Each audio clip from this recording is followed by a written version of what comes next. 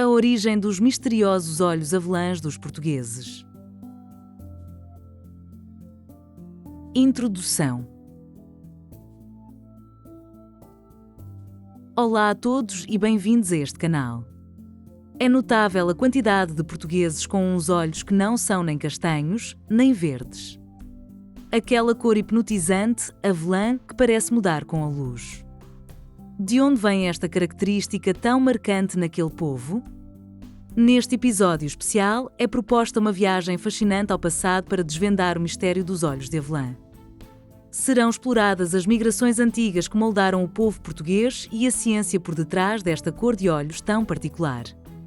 Trata-se de uma história mais complexa e interessante do que geralmente se conta, cheia de cruzamentos de povos e de pequenas maravilhas da genética. Fique para ver até ao fim e para perceber porque é que a Península Ibérica é um epicentro desta característica. E a propósito, se aprecia estes mergulhos profundos em temas de identidade, ajude o canal a crescer. Faça subscrever o canal para que se atinja a meta de 15.000 inscritos até ao final do ano. Clique no botão e que comece esta descoberta. A base genética da cor dos olhos. Para se entender a cor avelã, é preciso primeiro falar sobre a melanina. A melanina é o pigmento que dá cor à pele, ao cabelo e aos olhos. Existem dois tipos principais na íris, a eumelanina, que é castanha escura, e a fiomelanina, que é mais avermelhada amarelada. Ao contrário do que se possa pensar, não existem pigmentos azuis ou verdes nos olhos. Olhos azuis, por exemplo, têm muito pouca melanina. A sua cor resulta da forma como a luz se espalha na íris, um fenómeno físico chamado dispersão de Rayleigh, o mesmo que explica o céu ser azul. Olhos castanhos, por sua vez, são ricos em eumelanina. Os olhos de avelã situam-se num ponto intermédio fascinante. A sua aparência depende da quantidade e da distribuição destes pigmentos na camada frontal da íris, criando uma tela única em cada pessoa. É esta complexa e delicada mistura que prepara o palco para a história que se segue, uma história de encontros entre diferentes povos ao longo do tempo. Os primeiros habitantes da Península Ibérica. Há muitos milhares de anos, os habitantes da Península Ibérica tinham, na sua esmagadora maioria, olhos escuros. A pele mais escura e os olhos castanhos eram uma vantagem em climas soalheiros, oferecendo proteção contra a radiação ultravioleta. A grande mudança começou a desenhar-se com a chegada de povos agricultores vindos da Anatólia, na atual Turquia. Estes povos trouxeram consigo a agricultura e novas variantes genéticas. Entre elas, estavam os genes associados a uma menor produção de melanina, que se tinham tornado mais comuns em latitudes mais a norte. Esta foi a primeira grande introdução de genes de olhos claros na região ibérica. Não se tratou de uma substituição, mas sim de uma fusão. Os caçadores-recoltores locais e os novos agricultores começaram a misturar-se, criando as primeiras populações com uma diversidade de cores de olhos nunca antes vista naquela zona da Europa. A influência celta e a expansão dos genes de olhos claros. Avançando no tempo, chega-se a um período entre 3.000 e 2.500 anos atrás, quando vários povos da Europa Central, hoje agrupados sob o nome de celtas, iniciaram uma grande expansão. Muitos destes grupos estabeleceram-se no norte e oeste da Península Ibérica, trazendo a sua cultura e os seus genes. Geneticamente, os celtas já apresentavam uma frequência considerável de olhos de cores mais claras, incluindo o azul, o verde e o avelã. Ao fixarem-se em Portugal, especialmente a norte do Rio Tejo, misturaram-se intensamente com as populações que já lá viviam. Este processo não foi uma invasão única, mas uma série de migrações. O resultado foi um reforço significativo dos genes associados à despigmentação na população local. É por esta razão que, ainda hoje, se encontra uma maior percentagem de pessoas com olhos claros no norte de Portugal e na Galiza, em Espanha. A semente dos olhos avelã estava a ser fortalecida. O Império Romano e a unificação genética. A chegada dos romanos, há pouco mais de 2.000 anos, transformou a Península Ibérica na província da Espanha. Durante mais de 6 séculos de domínio, os romanos não impuseram uma mudança genética massiva através da colonização, pois o seu número não era tão expressivo. No entanto, a sua principal contribuição foi a criação de uma vasta rede de estradas, cidades e uma paz relativa, a Pax Romana.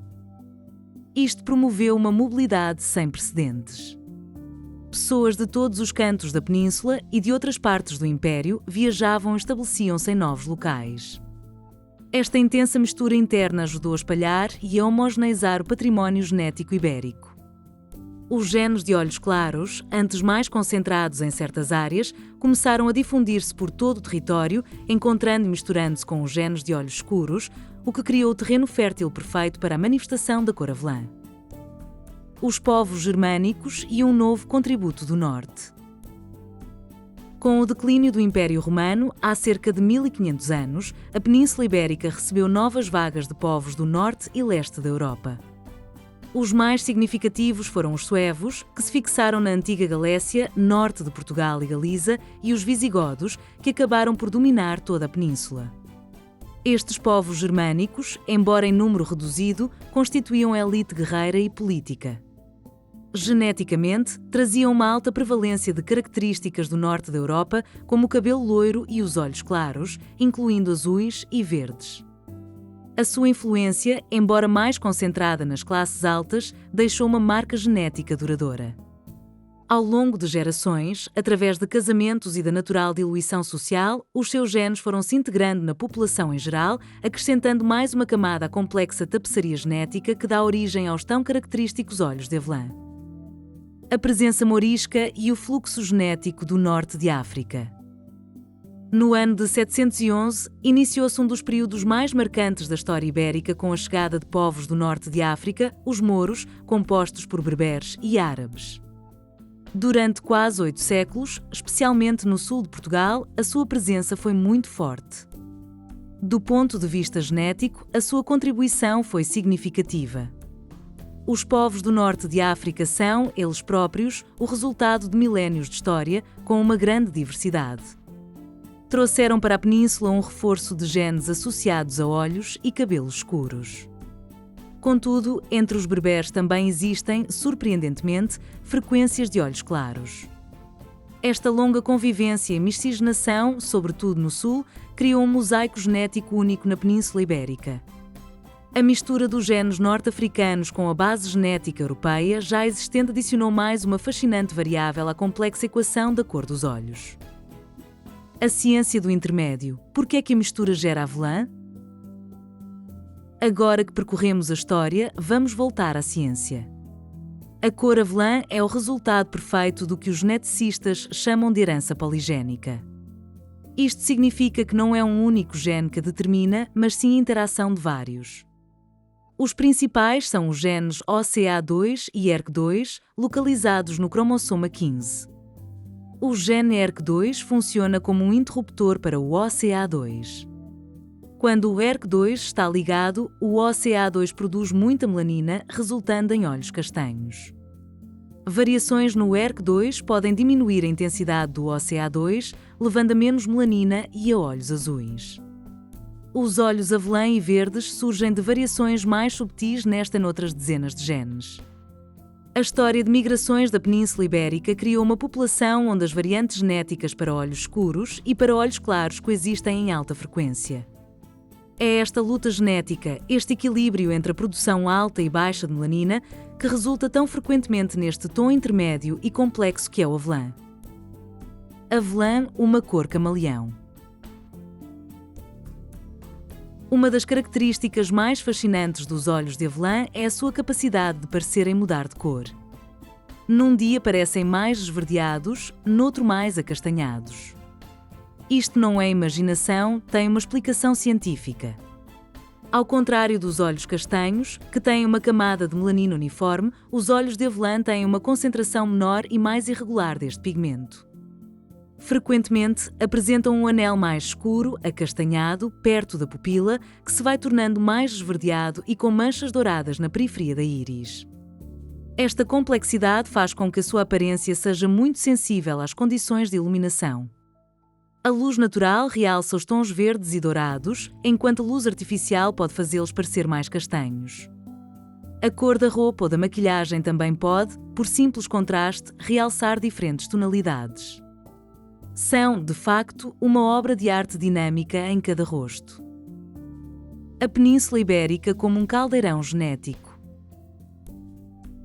Então, por que é que a Península Ibérica é um ponto de concentração tão especial para esta cor de olhos? A resposta está na sua geografia e na sua história. A península sempre foi uma encruzilhada, uma ponte entre a África e a Europa, ponto de chegada para navegadores do Mediterrâneo e destino final de migrações continentais. Ao longo de milénios, funcionou como um caldeirão onde se fundiram os genes dos caçadores-recoltores originais, dos agricultores do leste, dos celtas e germanos do norte, dos romanos de Itália e dos mouros do sul. Em muitas outras partes da Europa, as populações mantiveram-se mais isoladas. Na Ibéria, a mistura foi a regra. Esta fusão constante e intensa de populações com diferentes características genéticas, umas com tendência para olhos escuros e outras para olhos claros, criou o cenário ideal para o surgimento em massa de fenótipos intermédios, como é o caso dos olhos de avelã. A situação atual e a distribuição em Portugal. Hoje, em Portugal, a cor dos olhos continua a refletir esta história complexa. Os olhos castanhos são, sem dúvida, os mais comuns, representando a maioria da população. No entanto, a percentagem de olhos de avelã e verdes é significativamente mais alta do que na maioria dos outros países do sul da Europa. A sua distribuição também não é uniforme.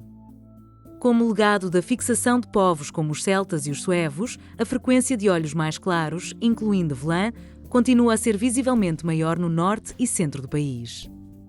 Esta frequência diminui à medida que se viaja para o sul, onde a influência genética do Mediterrâneo e do norte de África foi historicamente mais prolongada. Esta distribuição geográfica é um mapa vivo da história portuguesa, um testemunho silencioso das migrações e uniões que deram forma àquele povo.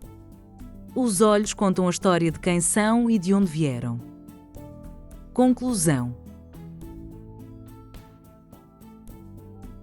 Chega-se ao fim desta viagem pela história e ciência dos olhos de avelã. Como se pôde ver, esta cor tão característica dos portugueses não é um acaso. É o resultado direto de uma história única, uma sucessão de encontros entre povos do norte e do sul, aqui mesmo, na Península Ibérica. Desde os primeiros agricultores, passando pelos celtas, romanos, germanos e mouros, cada povo deixou a sua assinatura no ADN local, criando um equilíbrio genético que favorece esta bela e complexa tonalidade intermédia. Os olhos dos portugueses são a prova viva de que aquele é um povo de misturas, um mosaico humano moldado por milénios de história. Espera-se que tenha gostado desta explicação. Se sim, não se esqueça de deixar um gosto e de partilhar o vídeo. E, mais uma vez, ajude este canal a crescer. O objetivo é chegar aos 15.000 inscritos até ao final do ano e isso só é possível com a sua ajuda. Subscreva e ative as notificações para não perder os próximos episódios. Muito obrigado e até à próxima!